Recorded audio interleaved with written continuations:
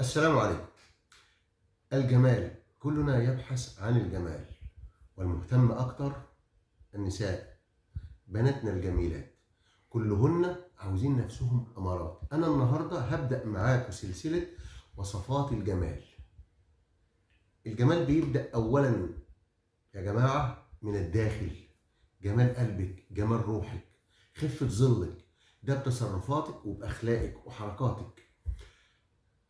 مشكلة كبيرة جدا بتؤرق البنات اللي هي اسمرار تحت العين. بقيتوا بتسهروا كتير، معظمنا بقى يسهر صاحي الليل ونايم النهار، وده من الأسباب الرئيسية إن يبقى فيه هنا علامات سوداء تحت العين. وصفتها سهلة وبسيطة ورخيصة جدا.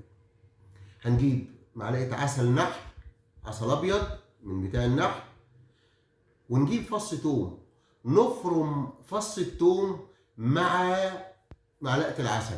هنغسل وشنا وخصوصا هنا المنطقة دي تحت العين اللي هي المناطق السمراء، ونغمض عينينا ونحط العجينة تحت العين، نسيبها لمدة تلت ساعة. ممنوع نفتح عينينا بعد تلت ساعة. هنغسل وشنا بمية دافية، مية فترة، ويا ريت يبقى عليها نقط أو معلقة ماء الورد.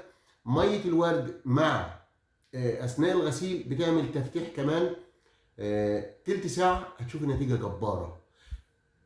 اعملها مره واثنين 3 مرات في الاسبوع، مش هيبقى تحت عينيكي هالات سوداء للابد. واذا اتكررت جربيها تاني. موضوع بسيط، فص توم، معلقه عسل، انعجنهم نحطهم تحت العين، سيبهم تلت ساعه. هتغسلي وشك بميه فتره عليها شويه ماء ورد، يبقى الموضوع انتهى. ودي وصفه بسيطة جدا جدا، ودي أنجح الوصفات لإزالة الهالات السوداء اللي تحت العين. تابعوني كل يوم، هيبقى فيه نصيحة لجمالك. بكرة إن شاء الله هيبقى حاجة لنضارة وشك. خلي وشك قمر منور، مفيش أي بثور، مفيش أي حبوب. حب الشباب هيبقى له برضو معانا موقف جميل جدا. اللي هيسمعني ويتابعني ويعمل الوصفة بتاعتي صح هيلاقي نتيجة أكيدة 100%. الوصفة دي مش للبنات بس، احنا عندنا الولاد بقى معظمهم للأسف تحت عينيهم هالات سوداء. نفذوها هتلاقوا نتيجة أكيدة. السلام عليكم.